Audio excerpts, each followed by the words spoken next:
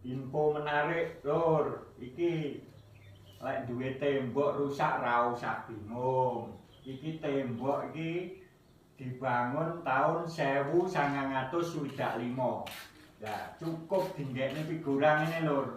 Iki figura iki luase 6 meter 20 kali 2 meter 20. Nah, iki tembok iki dibangun tahun 1965. Jadi iki ya wis mek tembok rusak ngono, dinggekne figura iki. Lah iki ya ning gone dapur masak kuno, luweng. Genine nganggo kayu. Jadi genine nganggo bahan bakare kayu bakar.